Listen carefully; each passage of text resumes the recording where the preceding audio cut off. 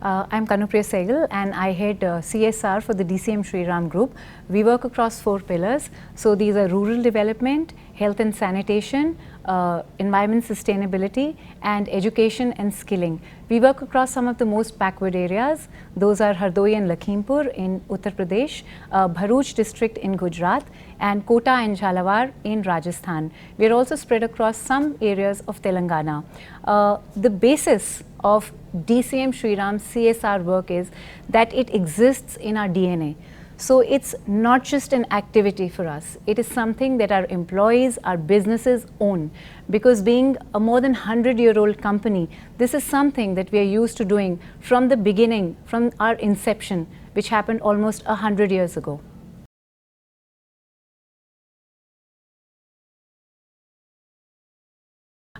Some of our key flagship initiatives exist around health and sanitation. For instance, we have a sanitation program called Shriram Swachhagrah, where we are targeting 1200 schools across the states of Rajasthan and Uttar Pradesh. Now what we do here is that we select government schools. So for instance, in Kota district, we've identified 1072 government schools and 800 villages, where we work not only on improving the infrastructure, but we also carry out behavior change programs. Because we know that just building infrastructure will not be enough. We need to carry it forward with behavior change activities like washing your hands, eating clean food, maintaining cleanliness all around yourself.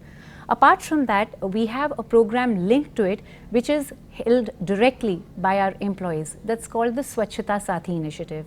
In that, every employee who becomes a Sathi adopts one village for a year and makes an impact on the ground, in the village, in the rural community, in the school through their work.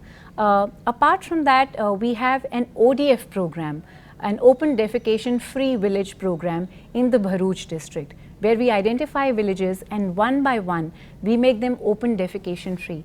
Now we've had some very interesting impacts of all these programs. For instance, in Kota district, we realized that when we started our program, we did a dipstick survey and we found that children who were taught about the right behavior in sanitation, 80% of them went back home and spoke to their parents about it. They wanted toilets to be constructed in their houses. So for every one toilet that we constructed, the community constructed about 14 toilets. Now that's a huge impact. Apart from that, 22,000 children were impacted through our work, out of which 50% were girls. We also work on menstrual hygiene. So we have a pink room concept, which means that a room is preserved for girls in the school where they can go and rest and take time off when they're menstruating. So that's a big contribution, I feel, and that is something that can be replicated across our units. In our ODF village concept, we had a big win. That is, the women of the village actually led the initiative, because guess what? They were the ones who were impacted the most by it. Apart from that, we have a health program called Khushhali Sehat. That again is in the areas of Kota and Uttar Pradesh.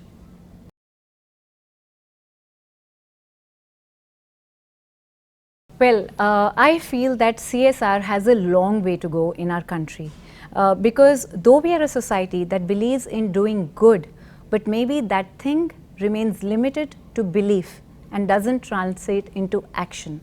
We need to translate the goodness that we feel in our heart into work, real work on the ground.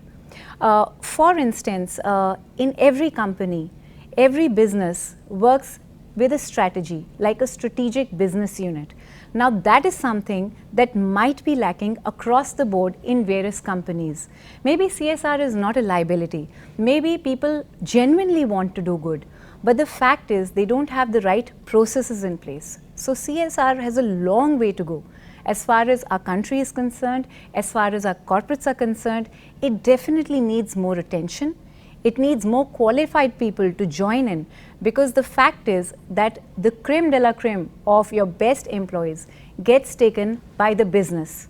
There are very few people, the good people left for CSR, who understand the society, who understand the needs of the society, and who can work actively towards that. So yes, CSR has a long way to go, maybe not a liability, but it isn't exactly the central focus right now either.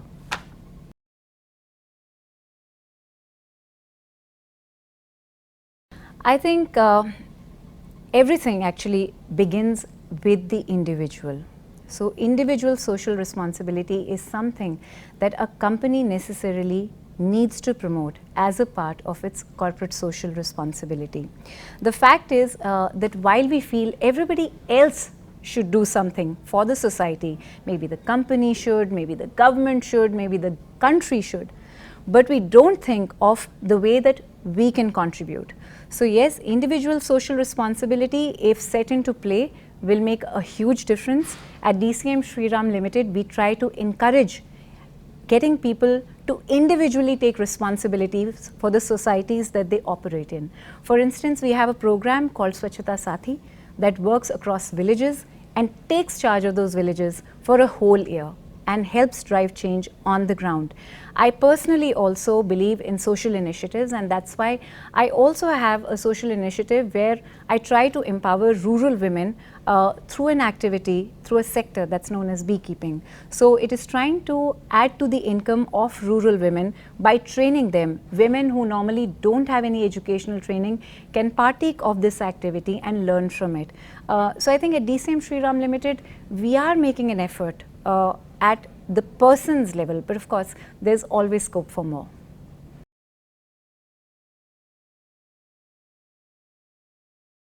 I think empathy should be the key fulcrum of every big leader, of every CEO, of every chairman and managing director in a company. In fact, if you look at this globally, most of the leaders are selected on their rating, on their measurement of the empathy they have.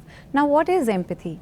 Empathy means trying to see a situation through another person's eyes and trying to help them address the challenges they have.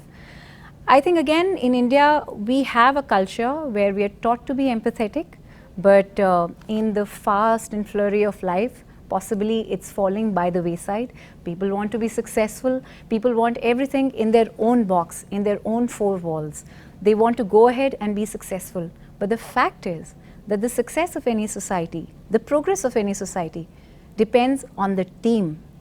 And as a team, the success is only going to happen if the person on the top is empathetic, is a good leader, is a good person.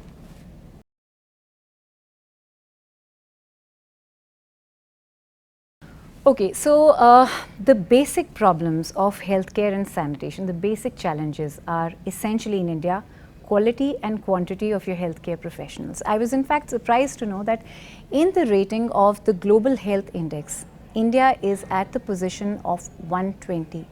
We are behind Sri Lanka, Bangladesh, even Nepal in terms of our Global Health Index. So the fact is that we are not quite there as far as healthcare is concerned, as far as proper sanitation is concerned, as far as caring for our citizens is concerned. Another interesting statistics is that almost 72% of your trained healthcare professionals actually take care of 1/3 of your population. So 2/3 of the population that exists in the peri-urban and the rural space don't even have a proper doctor or a proper healthcare professional. So there's a problem in the quantity that's available on the ground of healthcare professionals and the quality of people who are looking after people in the villages, in the peri-urban spaces. The other problem is affordability. The third thing is social taboos, whether people actually want to go ahead with the kind of healthcare that you want to provide them.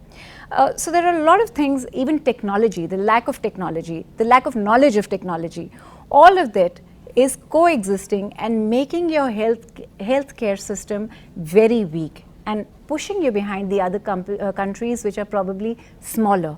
So at DCM Shriram, what we try to do is we try to tailor our programs to take care of all these challenges.